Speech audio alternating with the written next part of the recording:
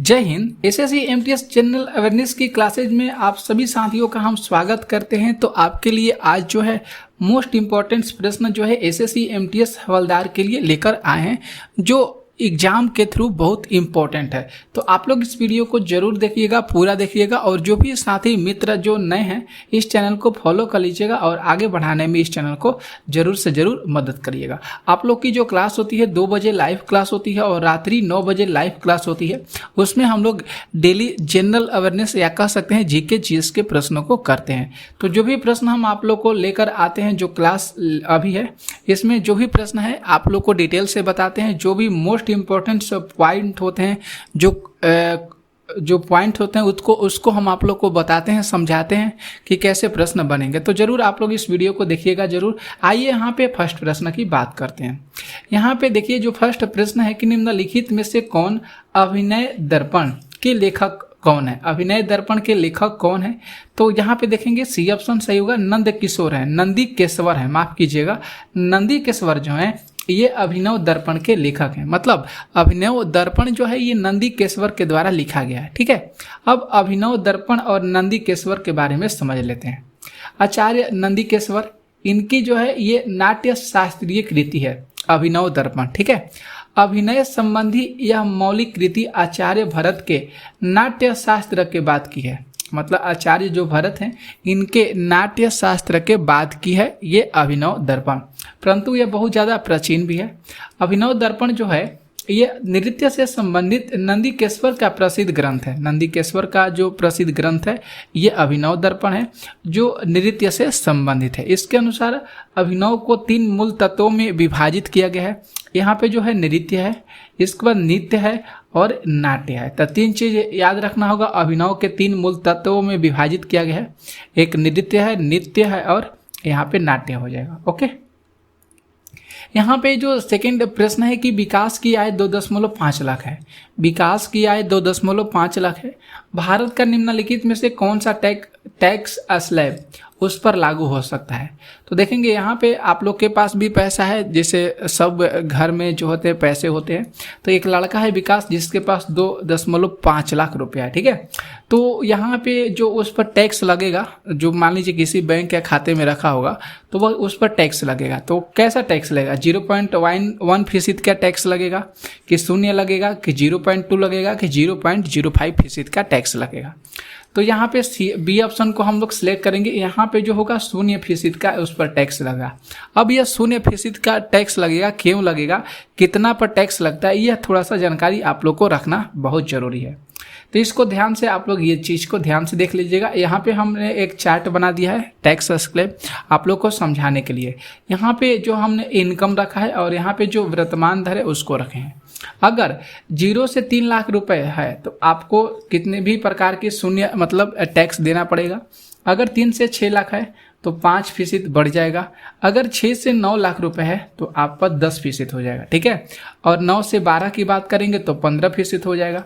और 12 से 15 लाख रुपए है तो ये 20% हो जाएगा। मतलब इसी का अनुसार साथियों जो है ये बढ़ता चला जाएगा। तो अभी बजट पास हुआ है तो इसमें भी जो है अभी 2024 में ये जो पास हुआ है तो इसमें कुछ ना कुछ चेंजिंग हुआ है, इसमें बदलाव हुआ है। ठीक है, जो इनकम से लेके, तो आप लोग को उसके बारे में जरूर जानकारी होगा। ओके, अगर 15 लाख से ऊपर होगा तो उसमें 30% लगेगा। तो 15 लाख से ऊपर जितना भी पैसा होगा उसमें 30% जो है आप लोग को टैक्स देना पड़ेगा। ठीक है, विकास की आय 2.5 है इसलिए उस पर कितना टैक्स लगेगा? 0 टैक्स। मतलब किसी भी प्रकार का टैक्स उस पर लागू नहीं होगा, नहीं लगेगा। क्लियर है? आगे देखेंगे प्रश्न यहाँ पे जो तीसरा है। तीसरा प्रश्न है कि विजयालय भारत के किस राजवंश से संबंधित है? विजयालय जो है भारत के किस राजवंश से संबंधित है? तो चोल से है। किस राजवंश से?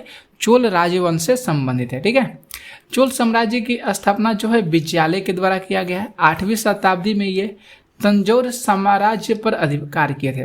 जो विजयालय है ये 8वीं शताब्दी में ये तंजौर साम्राज्य पर अधिकार किए थे और पोलो को हराकर चोलों के उदय का नेतृत्व किए थे। कौन? तो ये विजयालय है। ओके, 8 से 12वीं शताब्दी ईसा पूर्व के भारत के दक्षिणी क्षेत्र में सबसे लंबे समय तक शासन करने वाले ये राजवंशों में से ये माने जाते हैं, मतलब इनके याद किया जाता है, क्योंकि ये जो है 8वीं से 12वीं शताब्दी, माफ कीजिएगा 8वीं से 12वीं शताब्दी के दक्षिणी क्षेत्रों में यह सबसे लंबा समय तक शासन किया है। कौन? विजयालय। तो इसे ध्यान में रखिएगा। ओके, यहाँ पे चौथा प्रश्न है कि निम्नलिखित में से 326 ईसा पूर्व में किस युद्ध में सिकंदर महान ने पौरव के पोरस को हराया था? पौरव के पोरस को हराया था सिकंदर। ठीक है, तो देखेंगे यहाँ पे जो हाइड स्पेस का युद्ध है, यहाँ पे डी ऑप्शन जो है सही हो जाएगा। हाइड स्पेस के युद्ध में जो महान पौरव है उसको पोरस के द्वारा हराया गया था। कौन सा युद्ध में? हाइड स्पेस के युद्ध में। अब हाइड स्पेस का जो युद्ध है ये 326 ईसा पूर्व हुआ था। हाइड स्पेस का जो युद्ध है ये 326 ईसा पूर्व हुआ था। ठीक है, किसके बीच हुआ था हाइड स्पेस का युद्ध? तो ये सिकंदर और राजा पोरस के बीच हुआ था। सिकंदर और राजा पोरस के बीच जो है ये युद्ध लड़ा गया था, झेलम नदी के तट पर लड़ा गया था। सिकंदर क्या था, ये पोरस को सिकंदर ने ये पोरस की लड़ाई में इसको हरा दिया था, लेकिन इसका साम्राज्य आगे नहीं चल पाया, मतलब इसके साम्राज्य को बहाल कर दिया गया था। ठीक है, और सिकंदर 19 महीने तक भारत में क्या किया था? रहा था। मतलब ध्यान में रखिएगा, सिकंदर जो है ये कितने महीने तक भारत में रहा था? तो 19 महीने तक भारत में रहा था। आगे देखिए प्रश्न यहाँ पे जो 5 है, दिन का अधिकतम तापमान सामान्यतः होता है। तो दिन का अधिकतम तापमान जो है कब होता है सामान्यतः? वह अपराह्न में होता है। कब होता है? माफ कीजिएगा, अधिकतम तापमान सामान्यतः होता है दोस्तों, तो कब होता है इसे ध्यान में रखना होगा। अपराह्न में नहीं हो जाएगा, यहाँ पे भोर में हो जाएगा। ऑप्शन बी जो है यहाँ पे सही, भोर में कह रहे हैं कि अधिकतम तापमान मतलब टेम्परेचर की बात कर रहे हैं, माफ कीजिएगा यहाँ पे टेम्परेचर की बात कर रहे हैं। तो टेम्परेचर जो होता है अधिकतम वह अपराह्न में होता है। ठीक है, एएम में होता है। ओके, तो यहाँ पे एएम जो है दोस्तों ये सही हो जाएगा। आगे देखिए, दिन का जो अधिकतम तापमान है ये अपराह्न में, मतलब कह सकते हैं दोपहर के बाद। ठीक है, और न्यूनतम जो तापमान होता है ये प्रातःकाल भोर में होता है। न्यूनतम जो तापमान होता है ये प्रातःकाल भोर में होता है। तो ये चीज़ आप लोग को समझ में आ गया कि जो दिन का जो अधिकतम तापमान होता है 12 बजे, अपराह्न में दोपहर के बाद, अपराह्न में दोपहर के बाद कर दिया, दोपहर के बाद। तो इस चीज़ को ध्यान में रखिएगा। तापमापी या थर्मामीटर वह व्यक्ति है जो ताप की जो प्रवणता है उसको मापने का काम करता है। और तापमापी जो है ये भौतिकी की शाखा का नाम है जिसमें तापमान की विधियों पर विचार किया जाता है। ठीक है, आगे देखेंगे प्रश्न 6 है। यहाँ पे जो 6 प्रश्न है कि जंजीरा किला ये किस के तट पर अरब सागर में एक छोटे से द्वीप पर स्थित है? जंजीरा किला जो है ये दोस्तों महाराष्ट्र में है। कहाँ पे स्थित है? तो महाराष्ट्र में है। ठीक है, अब देख लीजिए, जंजीरा किला जो है महाराष्ट्र के तट पर है, मुंबई से लगभग 165 किलोमीटर दक्षिण अरब सागर के छोटे द्वीप पर स्थित है। ठीक है, चारों तरफ अरब सागर से घिरे होने के कारण यह किला तक अजेय है। ये किला जो है आज तक अजेय है। ठीक है, इसमें भी किसी भी प्रकार की दिक्कत नहीं है, किसी भी प्रकार की इसमें त्रुटि नहीं है। यह जंजीरा किला जो है पर्यटन के लिए काफ़ी प्रसिद्ध माना जाता है। जंजीरा जो किला है ये पर्यटन के लिए काफ़ी प्रसिद्ध माना जाता है। तो ये प्रश्न आप लोग से भी आ सकता है, चाहे पूछा जा सकता है कि जंजीरा किला है कहाँ पे? तो जंजीरा किला महाराष्ट्र में है। ओके, आगे देखेंगे प्रश्न यहाँ पे जो 7 प्रश्न है कि मन्नार की खाड़ी भारत के किस देश से अलग करती है? तो जो मन्नार की खाड़ी है ये श्रीलंका देश से अलग करती है। किस देश से? श्रीलंका देश से अलग करती है। तो देख लीजिएगा, यहाँ पे जो मन्नार की खाड़ी है ये कोरोमंडल तट क्षेत्र से श्रीलंका के पश्चिमी तट और भारत के दक्षिणी पूर्वी सिरे पर स्थित है। ठीक है, मन्नार की खाड़ी जो है एक उथली खाड़ी है जो हिंद महासागर में लक्षद्वीप सागर का एक हिस्सा के रूप में जाना जाता है। इसकी औसत गहराई 5.8 मीटर है। कितना है? 5.8 मीटर है। ठीक है, यूनेस्को के मुताबिक जो है मन्नार की खाड़ी में 4223 समुद्री प्रजातियों का वास है। यहाँ पे जो है वास है, और जैव जो विविधता है इसके मामले में भारत के सबसे संपन्न तटीय क्षेत्रों में से ये जो मन्नार की खाड़ी है ये एक माना जाता है। ओके, तो ध्यान में रखना होगा। आगे देखिए प्रश्न यहाँ पे 8 है, इंपॉर्टेंस है। निम्नलिखित भारतीय गायकों या गायिकाओं में से किसे भारत की कोकिला के रूप में संबोधित किया जाता है? तो लता मंगेशकर को। किसके दोस्तों? भारत की कोकिला कहा जाता है, तो लता मंगेशकर को कहा जाता है। अब लता मंगेशकर के बारे में समझ लीजिए। लता मंगेशकर जो है ये भारत की सबसे लोकप्रिय और आदरणीय गायिका है। इन्हें भारत की स्वर कोकिला के रूप में जाना जाता है और 13 वर्ष की उम्र में मराठी फिल्म कीर्ति हिसाल के लिए इनको पहला पार्श्व गीत रिकॉर्ड दिया गया। कीर्ति जो हिसाल है ये मराठी फिल्म है और इनको जो है इस पर जो है इन्होंने पहले गीत पर ही रिकॉर्ड बना लिया था, ठीक है। और इन्होंने लगभग आज तक से 30,000 गाने गाए हैं, मतलब कह सकते हैं ये तो इनके मृत्यु हो गया है लता मंगेशकर का, लेकिन इन्होंने कितना गाना गाए हैं तो 30,000 गाने गाए हैं। ओके, तो ध्यान में रखिएगा। यहाँ पे देख सकते हैं इनको क्या क्या पुरस्कार मिला है। तो इनको पुरस्कार मिला है भारत रत्न मिला है 2001 में, पद्म भूषण मिला है 1999 में, पद्म विभूषण है, ठीक है, या पद्म भूषण है ये 1969 में मिला है, दादा साहेब फाल्के पुरस्कार 1989 में मिला है। तो ये जो है इनके द्वारा जो लता मंगेशकर है इनको ये इतना सारा सामान मिला है, तो इसे ध्यान में रखिएगा, प्रश्न आएगा। यहाँ पे प्रश्न 9 है कि परमहंस मंडली के बारे में निम्नलिखित में से कौन सा कथन गलत है। परमहंस मंडली के बारे में, इन्होंने विधवा पुनर्विवाह और महिला शिक्षा की भी वकालत की थी। इसके संस्थापक ईश्वर में विश्वास नहीं करते थे। ये मुख्य रूप से जाति के नियमों को तोड़ने में रुचि रखते थे। इसकी स्थापना 1849 में महाराष्ट्र में हुई थी। तो यहाँ पे जो परमहंस मंडली है इसके बारे में गलत कथन कौन सा है, तो गलत कथन इसके संस्थापक जो है ईश्वर में विश्वास नहीं करते थे, ये गलत दे रहा है। ईश्वर में विश्वास करते थे ये होना चाहिए, तो ऑप्शन बी यहाँ पे सही हो जाएगा। अब थोड़ा सा इसके बारे में समझ लीजिए। परमहंस मंडली की स्थापना 1849 में महाराष्ट्र में दादोबा पांडुरंग और बाल शासने ने की है। किसके द्वारा? बाल शासने और पांडुरंग के द्वारा किया गया। इसके संस्थापक ईश्वर में विश्वास रखते थे और जातिगत व्यवस्था के खिलाफ थे, ठीक है। महिलाओं के लिए शिक्षा, विधवा और पुनर्विवाह का भी समर्थन करते थे। तो ध्यान में रखना होगा परमहंस मंडली के बारे में। स्थापना 1849। यहाँ पे 10 प्रश्न है कि निम्नलिखित में से किस देश के साथ भारत की भूमि सीमा लगी हुई है। भारत की भूमि सीमा किस देश के साथ लगी हुई है? तो भूटान के साथ। किसके साथ? तो भूटान के साथ। ऑप्शन ए यहाँ पे सही हो रहा है। आगे देखिएगा, भारत के साथ 9 देश अपना सीमा साझा करता है, 7 देश स्थलीय सीमा करता है, जबकि 2 देश जो है अपना जो सीमा साझा करता है वह समुद्री सीमा साझा करता है, ठीक है। भारत में 2 देश समुद्री सीमा साझा करते हैं। ये देखेंगे कौन कौन से देश हैं जो अपना स्थलीय सीमा साझा करते हैं। अफगानिस्तान है 106 kilometre, Bangla 4096 kilometre, Bhutan 699 kilometre, चीन 3488 kilometre, Myanmar 1643, Nepal 1751, Pakistan 3323 kilometre के साथ अपनी सीमा साझा करता है। और यहाँ पे जो एक देश है जो समुद्री सीमा से साझा करता है, श्रीलंका और मालदीव हो जाएगा, जो समुद्री सीमा से अपना जो है हम लोग का देश साझा करते हैं, यह सीमा है।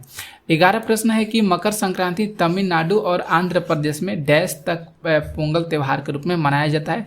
तो कितने दिन तक? तो 4 दिन तक जो है ये तमिलनाडु में और आंध्र प्रदेश में मकर संक्रांति मनाया जाता है। तो उत्तरी बिहार में हम लोग जो है मकर संक्रांति के नाम से जानते हैं, और लेकिन दक्षिणी बिहार के लोग जो होते हैं ये इसे क्या कहते हैं? तो पोंगल कहते हैं। इसे क्या कहते हैं? पोंगल कहते हैं। तो आप लोग ध्यान से देखिएगा, पोंगल त्यौहार जो है तमिलनाडु में 4 दिन तक मनाया जाता है, ठीक है। तमिलनाडु और आंध्र प्रदेश में मनाया जाता है। पोंगल के चौथे दिन को कजूम पोंगल कहा जाता है। पोंगल के चौथे दिन को कजूम पोंगल कहा जाता है। दक्षिणी भारतीय द्वारा इसे हिंदी फसली त्यौहार के रूप में मनाया जाता है। हिंदी फसली त्यौहार के रूप में इसे मनाया जाता है और यह हिंदू देवता सूर्य को समर्पित किया जाता है इस पर्व को। तथा उत्तरी भारतीय मकर संक्रांति के त्यौहार के रूप में इसे मनाते हैं। ये जो त्यौहार देखिएगा, भोगी पोंगल, सूर्य पिंगल, पोंगल है, ठीक है। इसके बाद मट्टू पोंगल, क्रमशः प्रथम, द्वितीय और तृतीय दिन ये जो है मनाया जाता है, ठीक है। तो ये दूसरा दिन और तृतीय दिन मनाया जाता है। प्रथम, दूसरा और तीसरा दिन मनाया जाता है ये सारा पर्व जो आप लोग को अभी बताएं। तो इम्पोर्टेंस है, ध्यान में रखिएगा। जानकारी के तौर पर आप लोग को हम बता देते हैं कि यहाँ पे ऐसे प्रश्न बन सकते हैं। जानकारी रखना बहुत इंपॉर्टेंट है दोस्तों, ठीक है। हवाई में कभी नहीं उड़ना है। तो 12 प्रश्न है कि निम्नलिखित में से कौन सी महाराष्ट्र की एक नृत्य शैली है? तो लावणी हो जाएगा। लावणी जो है ये महाराष्ट्र का एक जो है नृत्य शैली है, ठीक है। अब देख लीजिए, लावणी है, कोली है, तमाशा है, धनगरी है, गाजा है और डिंडी है। ये जो त्यौहार है, ये लोक नृत्य जो है ये महाराष्ट्र का है। कहाँ का है? महाराष्ट्र का था। ध्यान में रखना होगा, तमाशा भी महाराष्ट्र का है, तमाशा। तो लावणी को भी याद करिएगा, इंपॉर्टेंट है, पूछा गया है बहुत बार। तमाशा को भी पूछा गया, गाजा को भी पूछा गया, डीडी को भी पूछा गया। लावणी में महिलाएं जो है ये नौवेरी या 9 गज की साड़ी पहनकर जो है 9 गज की साड़ी पहनकर ये साड़ी पहनकर ये त्यौहार को मनाती है, नृत्य करती है, माफ़ कीजिएगा, नृत्य करती है। ठीक है। झूमर है राजस्थान का, भांगड़ा पंजाब का, कथक उत्तर प्रदेश का नृत्य है। तो एक जो है दोस्तों नृत्य से रिलेटेड जो प्रश्न जरूर एग्जाम में बनेगा, तो इसे ध्यान में जरूर आप लोग को रखना होगा। लावणी याद करना होगा, महाराष्ट्र का है। तमाशा महाराष्ट्र का है। डिंडी महाराष्ट्र का। डांडी है, डिंडी नहीं है दोस्तों, डिंडी तो कहा जाता है, डांडी होता है। डांडी महाराष्ट्र का, डांडी गुजरात का है शायद। ठीक है, तो ये थोड़ा सा ध्यान में रखिएगा। 13 यहाँ पे देखेंगे प्रश्न, निम्नलिखित में से किसे ने सुशांत सिंह राजपूत की फिल्म दिल बेचारा के शीर्षक गीत के सर्वश्रेष्ठ नृत्य निर्देशक कोरियोग्राफी का फिल्म जो फेयर है ये पुरस्कार जीता है? तो यहाँ पे देखेंगे जो फराह खान है इन्होंने जीता है। ऑप्शन बी यहाँ पे सही हो जाएगा। तो देख सकते हैं आप लोग यहाँ पे जो फराह खान है ये सुशांत सिंह राजपूत की फिल्म दिल बेचारा के शीर्षक के रूप में इन्होंने काम किया है और इनको जो है ये पुरस्कार भी इनको मिला है दिल बेचारा पर। निर्देशन जो है मुकेश छापरा हैं इनके।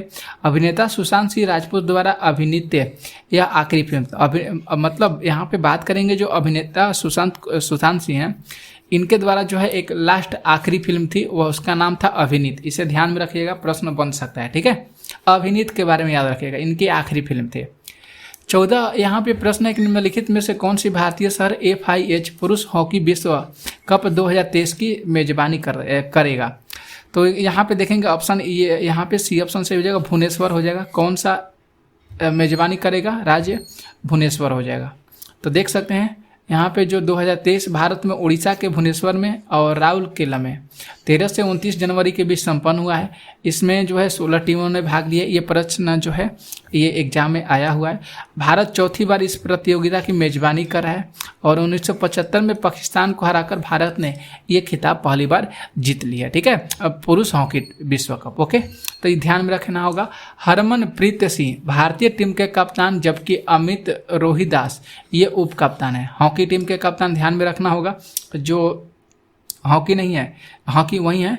तो यहाँ पे ध्यान में रखना होगा, ये जो कप्तान है इसके हरमनप्रीत सिंह है और अमित रोहिदास उप कप्तान है। 15 यहाँ पे प्रश्न है कि महोगनी का पेड़ निम्नलिखित में से किस प्रकार की वनस्पति में पाया जाता है?